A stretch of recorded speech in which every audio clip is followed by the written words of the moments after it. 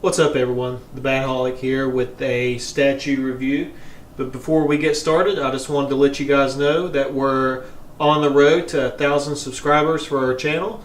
And once we hit 1,000 subscribers, we're going to be giving away this Wonder Woman 1/6 scale statue based off Joelle Jones. It's new, never been opened. It's for U.S. residents only due to the pandemic and shipping.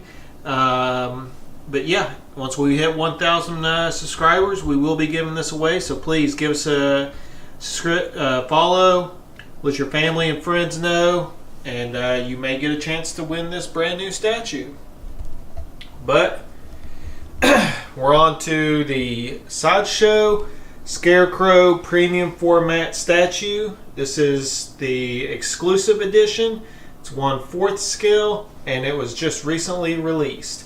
The exclusive has an edition size of 500, and the regular has an edition size of 1,000. And at the time of filming this video, both pieces are already on a wait list and will soon sell out completely. So hopefully you've already ordered and gotten yours in hand, or you're getting a chance to order. This is one you don't want to miss out on. But before we get started, a little background on the Scarecrow. He made his first appearance in the World's Finest Comics, issue number 3, back in 1941. He's been a titular Batman rogue since almost the very beginning of Batman. He works off of fear and phobia. His primary usage is he keeps developing newer and more potent fear toxins to induce different fears and to reach your deepest, darkest secrets and attack you that way. But right off the glance, this statue is awesome, as you can tell. A lot of great art direction went into this piece. Right off the bat, you can kind of see that you're getting two different characters with this piece. You're getting the zombie Robin, which is Jason Todd rising from the grave, as well as, of course, Scarecrow. But we'll start at the bottom. You can get a good look at Jason Todd in his portrait. The white eyes, the grimacing teeth, everything looks terrific. Let's see if we can get it to focus a little bit.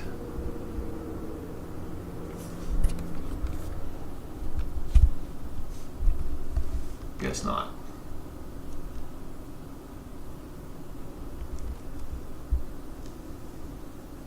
But a lot of great detail went into it under the eyes. You can see some gunk build up, the darkness under in his eyelids, bags under his eyes.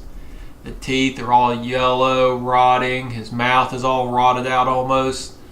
Robin looks awesome. The greens on Robin are a little bit duller, as well as the red and the gold, the yellow. But you know, he's supposed to be rising from the grave. That stuff's decomposing. The rock that Scarecrow is standing on has a lot of great green, mossy detail. There's some browns mixed in with the gray, some cracks along the rocks. They did a great job with that particular aspect of the statue, and it goes all the way around.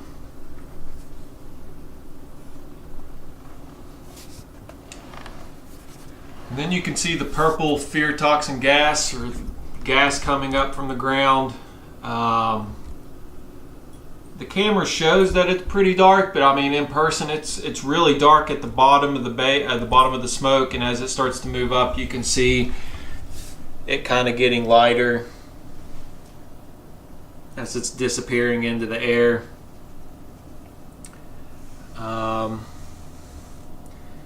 One of the nitpicks on this piece, which is nothing that I don't think they could have avoided, is that you can see some seam lines from the pieces that you pegged in, the smoke pieces that you pegged in. You can see the seam lines. That just had to be an engineering issue. There's no way they could have been able to pack this base as one piece. These smoke, especially at the tips of them, are very fragile, very thin. They would have broken off, so you can understand why you have these seam lines, which honestly don't distract you from the piece that much. Over here you got his tombstone, Jason Todd's tombstone. A lot of green, mossy effect on it. Jason Todd, 1973 to 1988. You have some angels on the tombstone. A lot of some scratch marks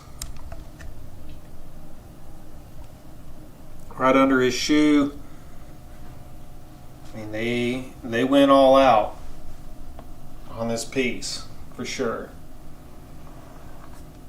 And as you start coming up, Scarecrow, he's a thinner piece. His legs are really thin. He's gangly, lengthy looking.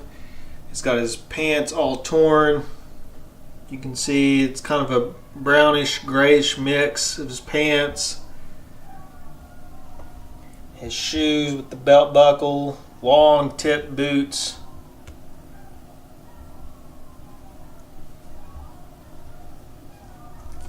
See some rope that's holding his pants tight there. His sickle, which is a standout piece on this statue. A lot of browns, kind of rusting. Some of the browns are chipping off to show the metal underneath. I mean, the sickle is awesome.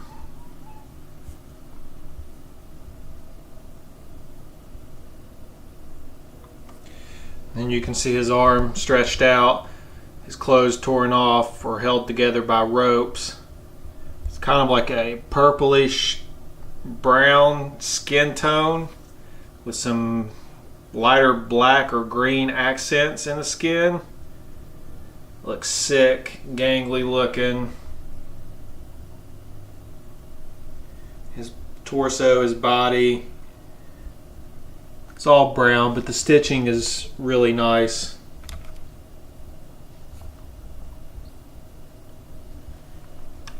His noose off of his neck. His other hand, the long bony fingers.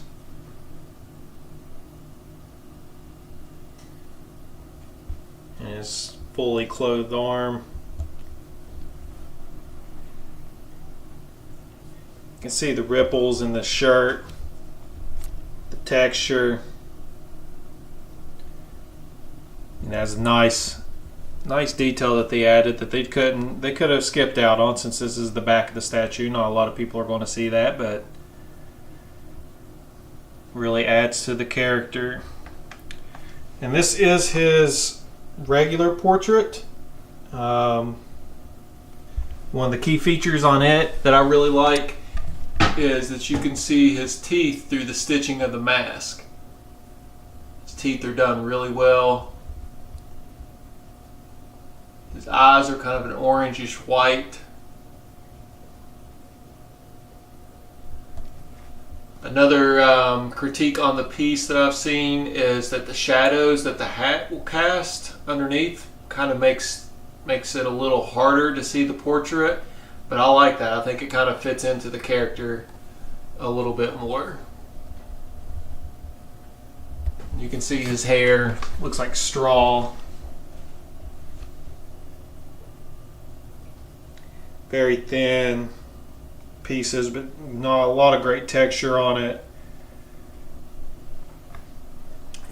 This isn't, well, we'll go ahead and switch out the heads. This is the regular. You got to be really careful, as you don't want to break off a hair or anything like that. And this is the exclusive head. It's a totally different portrait. His mask is different. It looks like it's been carved out of a pumpkin. The orange that's used for his mouth, very, very vibrant. It adds a lot of color to the piece. Also got orange eyes. As you can notice, his hat is completely different. The buckle of the hat is different. The stitching up the middle of the hat, the flow of the back of it.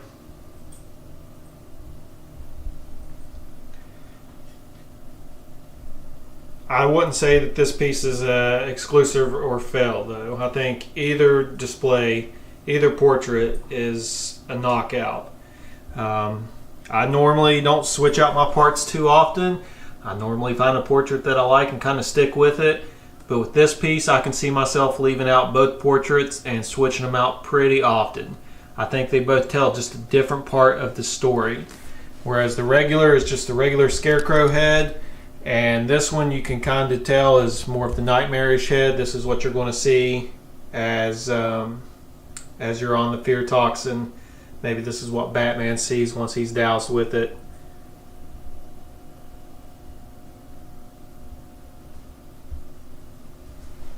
But this is a terrific piece. I hope you had an opportunity to get this piece and put it in your collection. This is the direction a lot of fans want Sideshow to go. They've taken a risk with a, maybe a C-list character, and they put a lot of love and great detail into the piece, and it shows. It's sold out on wait list. Everyone's saying it's a masterpiece. This is what the fans want Sideshow to do more of. Give the same love to a character like Man-Bat, Penguin, Riddler. Give us more rogues. They will sell out.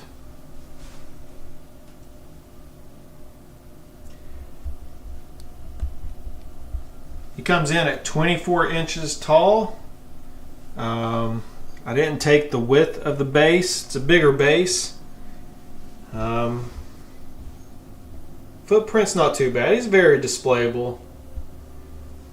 No matter what kind of setup you got, you can find room for this character.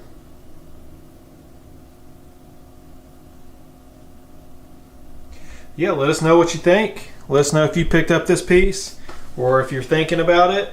If you have any questions or anything, leave them in the comments below. We'll answer any questions that you have. And like I said, please definitely subscribe to the channel. Let all your family and friends know.